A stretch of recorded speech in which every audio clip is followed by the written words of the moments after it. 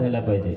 देवा बाजीराव महाराज असा एक चमत्कार कर की माझं जीवन सुखी होऊ दे. परंतु संत म्हणतात की असा चमत्कार कोणीही केला नाही. नाही, चमत्कार कसा केला मित्र हो? नालीमध्ये झोपून असणारे लोक आज कीर्तन करत आहे, प्रवचन करत आहे. हा चमत्कार आहे, हा चमत्कार आहे खरा. म्हणून संत उद्धारण करती, मार्ग सांगती जना प्रती, त्यांच्या बोध वचने प्रगती केली पाहिजे साधके. ज्याप्रमाणे एखाद्या चोराला आपला मुलगा चतुर व्हावा म्हणून तो चोरी करण्यासाठी, प्रवीण होण्यासाठी शिकवतो, तसंच त्याचप्रमाणे साधू संतांनी आपले लोक हे सज्जन झाले पाहिजे यासाठी त्यांनी अहोरात्र धडपड केली मित्र हो. परंतु ज्या लोकांनी जे कर्तव्य केले त्याच लोकांस ते फळ येत असतात. महाराज म्हणतात की जणी कर्तव्य न करिता संत लाभ न देती आईता, नुसता त्याचा मंत्र घेता मोक्ष होतो म्हणू नये. परमार्थिक क्षेत्राचं हे उदाहरण आहे. व्यवहारिक क्षेत्रामध्ये आपल्या शेतामध्ये आता तीर पेरलेला आहे, मूग पेरलेला आहे, फल्ली पेरत आहे आणि आता पाणी चालू आहे. एवढ्या थंडीमध्ये आपले वडील पाणी द्यासाठी जात आहे. किती कष्ट आहे त्यांच्या ठिकाणी. त्यांनी बी पेरलं, त्याचा भाव येतो की नाही, त्याला योग्य मार्केट मिळतं की नाही, या काही गोष्टी विचार नाही करत. परंतु आता काय करायचं आहे त्यावर विचार करून ती एवढ्या थंडीमध्ये सकाळी पाईप बदलवत आहे, पाणी सोडत आहे. हे कर्तव्य आहे, हे करावंच लागेल. धन संपादन करावं लागेल, पैसा संपादन करावं लागेल. परंतु हा पुरुषार्थ आहे. 4 पुरुषार्थापैकी धर्म अर्थ काम मोक्ष, या 4 पुरुषार्थापैकी पैसा कमावणे ही पुरुषार्थ आहे. पैसा कमावू नका असे सांगणं चुकीचं आहे. पैसा नाही कमावला तर तुम्ही आम्हाला दरवर्षी इथे बोलवत नाही. पैशाशिवाय काही होत नाही.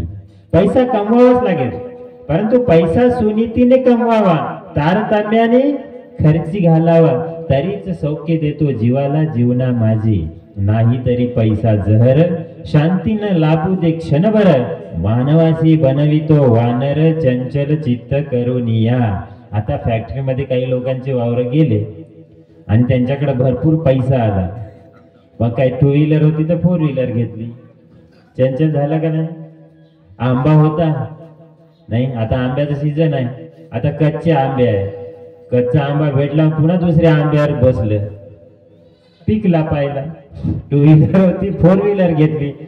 पण विचार करा मित्र हो, तुमची जर शेती गेली तर काय खा? पैसे खायचे हो, 4 व्हीलर खायचे हो, 2 व्हीलर खायचे हो, पेट्रोल प्याचो, पाणीच प्याचो. हा विचार आहे मित्र हो. आम्ही आमच्या जीवनातलं जे सुख आहे ते सुख बाजूला सारत आहोत आणि संतांनी एखादी चमत्कार केला पाहिजे म्हणून वाट पाहत आहोत. नाही, अगोदर दही आंबट खाऊन घ्यायचं आणि मग खोकला झाल्यावर दवाखान्यात जायचं. हे कोणत्या बापान सांगलं? परंतु संत उद्धारण करती म्हणतात महाराज. मार्ग सांगती जनाप्रती, त्यांच्या बोधवचने प्रगती केली पाहिजे. आम्ही त्यांचे जे वचन आहे ते आमच्या अंतःकरणात आम्ही रुजवले पाहिजे. मग हे सर्व करत असताना आमच्या ठिकाणी सर्व आहे. आमच्या ठिकाणी ज्ञान आहे, बुद्धी आहे, मन आहे, इंद्रिय आहे, हातपाय चांगले आहे, नाही परमार्थाच्या गोष्टी ऐकून घेण्याची ताकद आहे. पण काय फायदा आहे त्याचा? फायदा आहे काय? तुमच्याकडे कान आहे, चांगला ऐकू येतं, पण ऐकणंच जर तुमच्या मनात नसेल तर काय फायदा तुमच्या कानाचा? पाय आहे तुम्हाला, सत्यामध्ये यायचंच नसेल तर तुमच्या पायाला काय फायदा आहे? काही फायदा नाही. उदाहरण सांगतो तुम्हाला. वेळ झाला का? सांगत जा. असं उदाहरण सांगतो तुम्हाला. तुमच्याकडे कितीही ज्ञान असू द्या, कितीही पैसा असू द्या, कितीही धन असू द्या, हातपाय सुखाचे राहू द्या, त्याचा वापर जर योग्य ठिकाणी केला नाही तर त्याला काही फायदा नाही मित्र. एवढं सुंदर शरीर आहे आपलं, या शरीराची जोपासना करणं आपलं काम आहे. नाही, याची जोपासना करणं आपलं काम आहे. उदाहरण सांगतो तुम्हाला. एका माणसाकडं सोन्याची वीट होती, आमच्याकडे आहे तशी. आता म्हणायला काय होतं, तुम्ही थोडं पाहायला येणार आहे. त्याच्याकडे सोन्याची वीट होती आणि ती वीट कशी परंपरेने आली, म्हणजे मुलाने बापाला दिली, त्याच्या बापाने मुलाला दिली, त्याच्या नात्याला, असे परंपरेने चालत आलेली वीट होती. आणि ती सोन्याची वीट त्यानं काय करायचं, रोज हप्त्यातून 1 दिवस पाहायचा आणि आपल्या बेड बुडगी लपवून द्यायचा. सोन्याची वीट हप्त्यातून एक दिवस म्हणजे रविवारी पाहायचा आणि पुन्हा बुजवून द्यायचा, रविवारी पाहायचा बुजवून द्यायचा, असे दिवसेंदिवस गेले त्याचे. 30 वर्षाचा होता, 60 वर्षाचा झाला.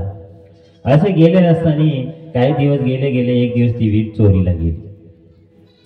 आता ती सोन्याची वीट चोरीला गेल्यानंतर हा ज्यावेळेस रविवारी उठून पाहते त्यावेळेस ती वीट गायब झाली.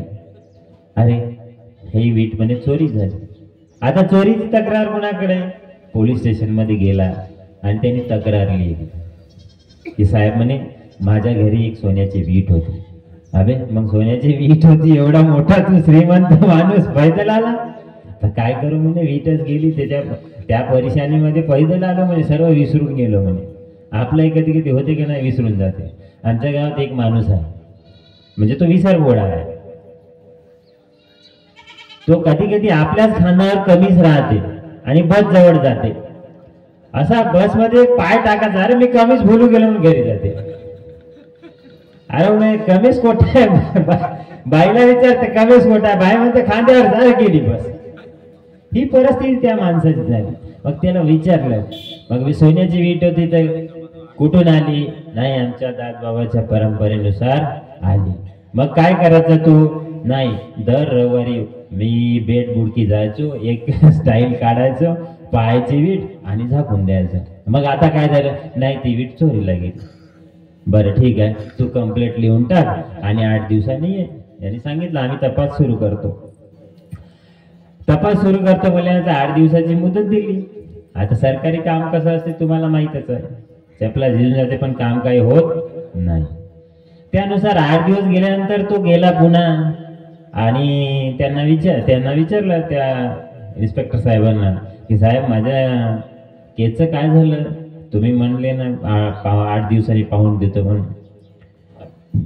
तर त्याला प्रश्न पडला, बेटा हे पिच्चा काही आपला सोडत नाही म्हणे.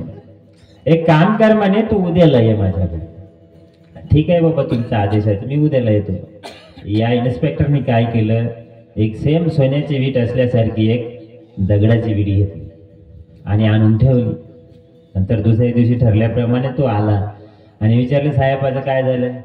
तेव्हा वीट म्हणे. तेव्हा शिकून असलेल्या साहेबाला हा म्हणते, साहेब तुम्ही मूर्ख तर नाही ना? झालं का? माझी म्हणे सोन्याची वीट होती आणि तुम्ही दगडाची वीट देऊन राहिले.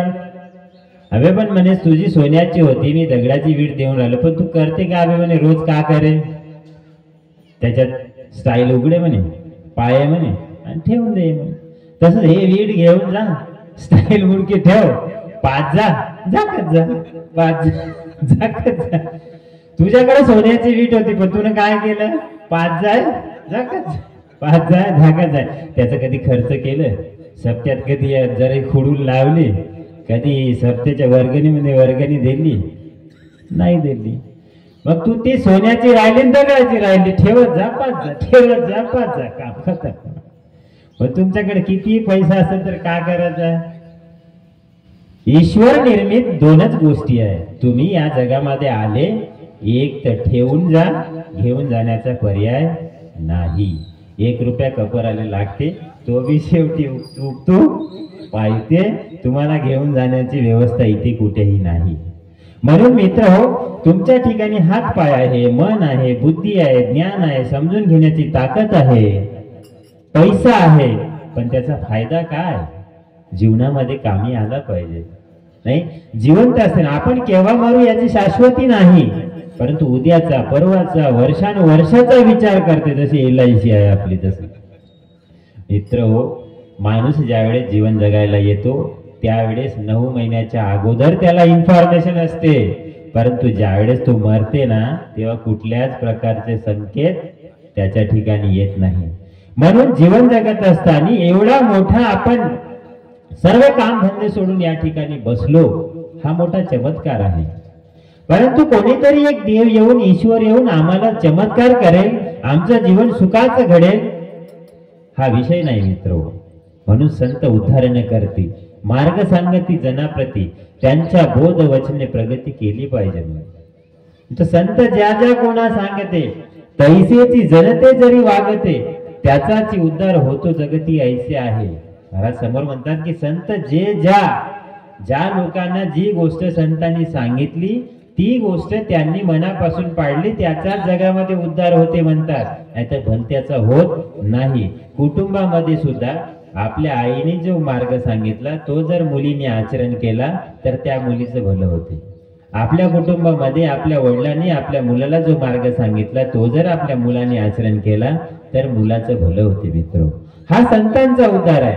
आता परमार्थ करणं फार कठीण नाही.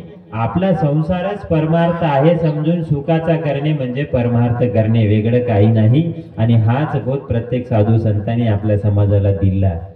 म्हणून हा बोध घेणं आणि त्यानुसार कर्म करणं हा खरा सत्याचा परमार्थ आहे. पण मित्र हो, तुम्ही सर्वांनी सुद्धा प्रत्येक गावोगावी सत्य होत आहे. प्रत्येक माणसाला गुरुशिवाय मार्ग नाही.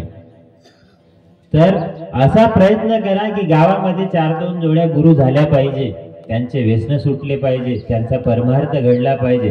प्रयत्न करा मित्र हो, नवीन नवीन मुलं घडवण्याचा प्रयत्न करा. या परमार्थ क्षेत्रामध्ये मुलं आले पाहिजे. 4-5 जोड्या तरी प्रत्येक गावामध्ये गुरु झाल्या पाहिजे, तर आपल्या सत्याला फायदा, एखाद्या व्यसनापासून मुक्त झाले पाहिजे. म्हणून सद्गुरू बाजीराव महाराजांनी दिलेला उपदेश, त्यांचे कार्य, ही मंडळी सतत 7 दिवस अथंग परिश्रम घेऊन गावोगावी जात आहे.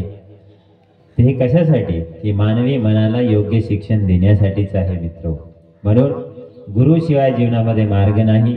4-2 जोड्या का होईना प्रत्येक गावागावामध्ये गुरु करा, संतांना शरण जा आणि संतांच्या मार्गाने आपलं जीवन जगा, एवढंच सांगू इच्छितो आणि माझ्या कार्यक्रमाला या ठिकाणी विराम देतो. श्री गुरुदेव की